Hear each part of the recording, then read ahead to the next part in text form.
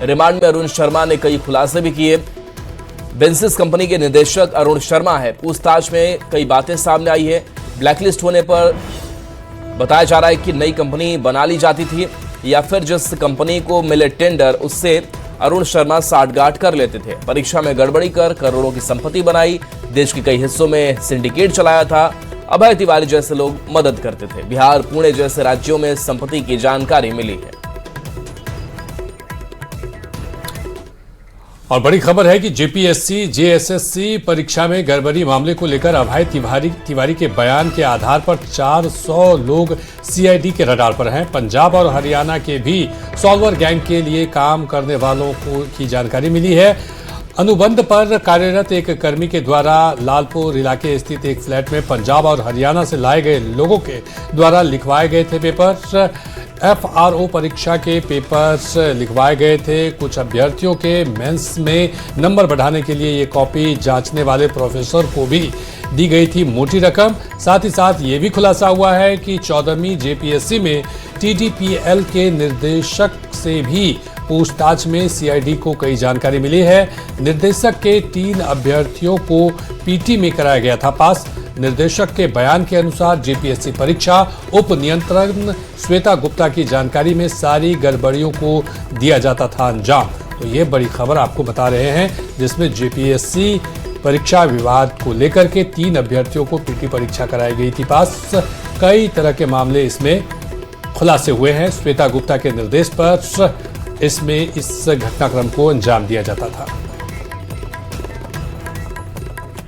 JPSC में गड़बड़ियों की सीआईडी जांच जारी है। इस बीच गड़बड़ियों की अहम कड़ी माने जा रहे हैं अभय तिवारी ने सीआईडी से पूछताछ में जो राज उगले हैं उसने पूरे परीक्षा प्रणाली पर ही सवालिया निशान उठा दिए हैं। खुलासा हुआ है कि 11वीं से 13वीं जेपीएससी परीक्षा में सेटिंग का बोलबाला था। नीचे से लेकर ऊपर तक सभी करप्ट थे और दाल में काला नहीं बल्कि पूरी दाल ही काली थी। ये रिपोर्ट आपको दिखाते हैं।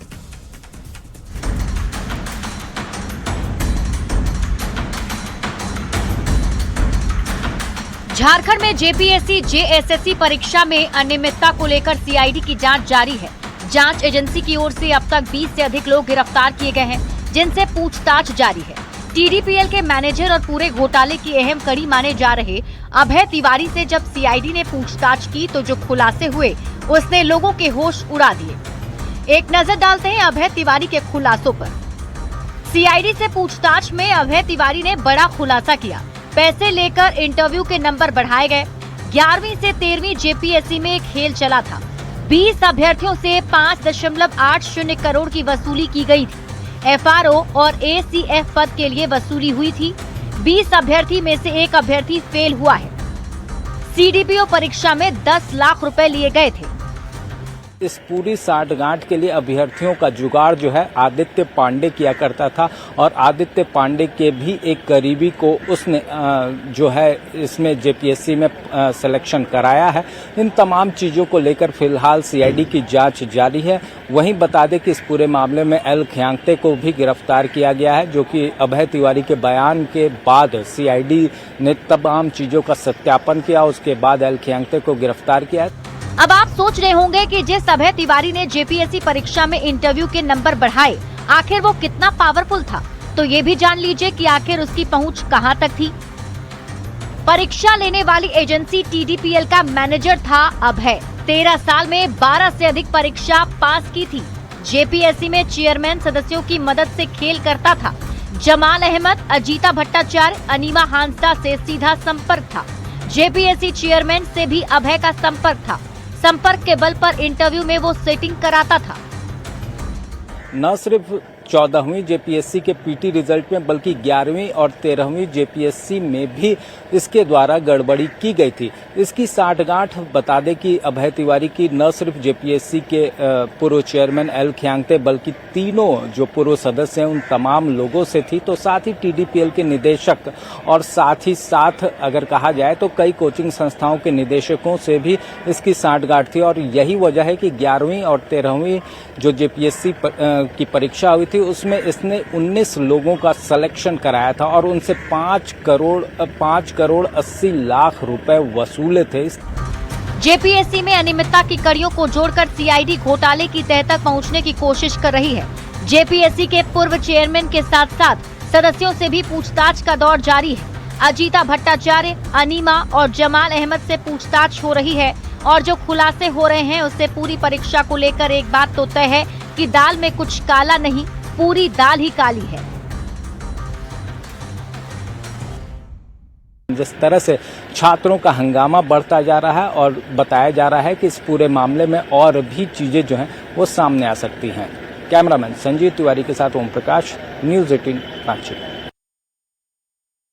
और इस बीच बड़ी खबर रांची से है, जहां 10 अगस्त को विधानसभा घेराव मामले को लेकर रांची पुलिस ने केस दर्ज किया है। दरअसल बैरिकेडिंग तोड़ने, हंगामा करने का आरोप है और इस आरोप को लेकर के एफआईआर दर्ज किया गया है। पुलिस पर हमला सहित कई मामले में केस दर्ज किया गया है। अज्ञात असामाजिक तत्वों पर ये केस दर्ज किया गया है। रिफॉर्म मंच ने पुलिस को जानकारी दी थी। मार्च में असामाजिक तत्व घुसे थे। विधानसभा थाने में दर्ज किया गया है केस। साथ ही साथ वीडियो फुटेज के आधार पर जांच भी की जाएगी इस मामले को लेकर। जेपीएससी और जेएसएससी सीजीएल में गड़बड़ी के खिलाफ रांची में छात्रों का आंदोलन जारी है। आंदोलन के 19वें दिन छात्र तटस्थ होकर प्रदर्शन करते दिखे। इस दौरान विद्यार्थी अपनी पढ़ाई को भी बाधित नहीं होने देना चाहते हैं और किताब लेकर आंदोलन स्थल पर भी पढ़ते हुए नजर आ रहे हैं। छात्रों का कहना है कि सरकार के खिलाफ पढ़ाई के साथ साथ लड़ाई भी जारी रहेगी। अधिक जानकारी दे रहे हैं संवाददाता गौरव झा। के आंदोलन का 19वां दिन है। ये दिल अब पथरा सा गया है क्योंकि सरकार सुन नहीं रही है। जो उम्मीदें थी वो उम्मीदें 19वें दिन भी पूरी नहीं हुई। विद्यार्थियों ने जो प्रयास किया था वो अब तक रंग नहीं लाया है। विद्यार्थियों की जो उम्मीद थी उस पर सरकार खरी नहीं उतरी। पिछले 19 दिनों से विद्यार्थियों की पढ़ाई भी बाधित हो रही है। मजबूरन विद्यार्थियों को भीड़ के बीच ही किताब खोलना पड़ जा रहा है कि साहब आप हमें कितना भी मजबूर करेंगे लेकिन हम अपने ध्येय से नहीं रुकेंगे, हम अपने आंदोलन से पीछे नहीं हटेंगे। चाहे पढ़ाई कितने भी शोर में होना पड़े, मैं पढ़ाई जारी रखूंगी। लोगों की पढ़ाई भी हैम्पर तो हो रही होगी। 19 दिन हो गए आज। जी बिल्कुल, 19 दिनों से तो हम लोग तो यहाँ पर कोई मौज मस्ती करने नहीं है। जिस तरह से हमारे भविष्य पर अंधकार का छाया मंडराया हुआ है, तो हम लोग पढ़ाई भी कर रहे हैं, लड़ाई भी लड़ रहे हैं। हम लोग लाइट भी नहीं रहता तो हम लोग फ्लैश लाइट जला के मोबाइल से ग्रुप में 4-5 के ग्रुप में बैठ के रात में यहाँ पर पढ़ाई करते हैं। ग्रुप डिस्कशन भी चल रहा है। ग्रुप डिस्कशन भी करते हैं चूंकि एग्जाम भी आने वाले हैं बहुत सारे। ठीक है, जैसे सर जेपीएससी रद्द हुए हैं, जेटेट का एग्जाम भी होने वाले हैं, उसका भी तैयारी हम लोग करना पड़ेगा। ये देखिए, ये हमारा बुक है जेटेट का जो सीडीपी का है, तो इसका तैयारी हम लोग 19 दिन से कंटिन्यू तो कर ही रहे हैं 4-5 मंथ से, और देखते हैं कब तक होता है। ऐसे तो टाला जा रहा है, सरकार कब से टाल रही है। करीब 2 साल पहले फॉर्म इसका फिलअप हुआ था, इसके बाद उसको कैंसिल करके आगे से 10 बरस हो गए जेटेट को। विद्यार्थी जो यहाँ आंदोलनरत हैं 10 बरस से अब तक। आपने सुना कि जेपीएससी, जेएसएससी, सीजीएल के विद्यार्थी थी, अब जेटेट के विद्यार्थी ने भी कहा कि हम भी आपके साथ हैं। आप किस चीज की तैयारी कर रही हैं? जेपीएससी और जेएसएससी। परीक्षा दिया है आपने?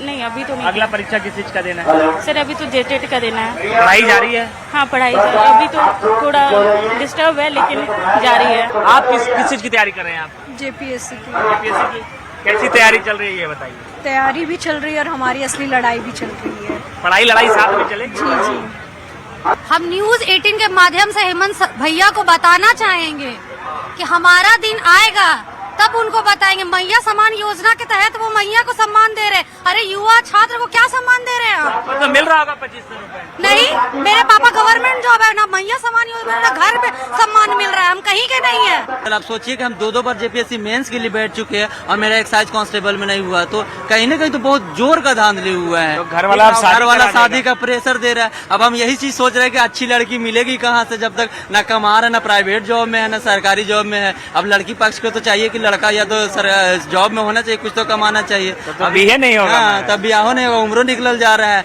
अब कैसे होगा सरकार का? आप सरकार सोचे, देखे कि कैसे युवा का जो है उम्र निकल जा रहा है। बिल्कुल, ये उन छात्राओं का दर्द है, उन छात्रों का दर्द है। इनका कहना है कि एक लंबा वक्त गुजर गया, लंबे वक्त से ये उम्मीद थी कि सरकार बातें मानेगी। 19वें दिन भी जब बात नहीं माना गया तो रात में अंधेरे में 18वें दिन लाठी चली, 17वें दिन, और उसके बाद विद्यार्थी अब भी आंदोलनरत है। इनका कहना है कि ये लड़ाई तब तक जारी रहेगी जब तक इनकी बातें नहीं मान ली जाएगी। कैमरा पर्सन प्रभाकर के साथ गौरव झा, न्यूज़ 18 रांची। उधर रांची के जयपाल सिंह मुंडा स्टेडियम में जेपीएससी में गड़बड़ी के खिलाफ आंदोलन पर डटे छात्रों को नैतिक समर्थन देने पूर्व मुख्यमंत्री रघुवर दास पहुंचे। उन्होंने हेमंत सोरेन के अधिकारियों पर छात्रों का हौसला तोड़ने का आरोप लगाया। साथ ही अधिकारियों को निष्पक्ष होकर काम करने की नसीहत दी। उन्होंने एक सप्ताह में सीबीआई जांच की मांग नहीं माने जाने पर बिरसा मुंडा की प्रतिमा के सामने अनशन पर बैठने का ऐलान किया। जेएसएससी सीजीएल की जांच सीबीआई से नहीं कराए जाने पर रघुवर दास ने कहा कि सीजीएल के मामले में कई नेता और अधिकारी फंसने वाले हैं और सीधे सीएमओ तक इसका जाल है और यही वजह है कि सरकार इसकी सीबीआई जांच नहीं कराना चाह रही है। सुप्रीम कोर्ट का अवहेलना करके 4 डीजीपी नियुक्त कर रहे हैं। यह आपको अधिकार नहीं है, ये बहानाबाजी नहीं चलेगी, क्योंकि जितनी नियुक्ति हुई है उसमें सीएमओ से लेकर बड़े बड़े नौकरशाह के लोग। आप इस जेपीसी को देखिए, आपका पूर्व डीजीपी था ना, क्यों रिजाइन दिया? हमारे जेसीसी सीजीएल में हमारी सरकार के समय सुधीर त्रिपाठी को हमने बनाया था चेयरमैन। उसको सीएमओ से उनके सलाहकार उनको जाके बोले कि आप रिजाइन दे दो 3 महीना पहले। तो उन्होंने कहा क्यों रिजाइन देंगे? रिजाइन नहीं दिया। 3 महीने बाद रिजाइन दिया। आज भी प्रभारी में नियुक्त है। आज तक जेसीसी का लोग नियुक्त नहीं कर पाया। सीधे इसमें इस घोटाले में जेसीसीएल सीजीएल के सीधे सीएमओ फंसे हुए, बड़े बड़े नौकरशाह, बड़े बड़े राजनेता के लोग। इसीलिए सीबीआई की मांग। और रांची से बड़ी खबर, जहां काके रोड स्थित सीएम आवास पर सुरक्षा बढ़ा दी गई है। जेपीएससी और जेएसएससी आंदोलन को लेकर के प्रशासन अलर्ट मोड पर दिखा। सीएम आवास के संभावित घेराव के मद्देनजर सुरक्षा बढ़ाई गई। राज्य के कई जिले से पुलिसकर्मियों को बुलाया गया, वहीं झारखंड जगुआर और जैप के जवान भी तैनात किए गए हैं। छात्रों के आंदोलन के मद्देनजर लगातार सुरक्षा बढ़ाई जा रही है। आंदोलन खत्म करने को लेकर छात्रों से लगातार बातचीत और वार्ता हो रही है। अधिक जानकारी दे रहे हैं संवाददाता ओम प्रकाश।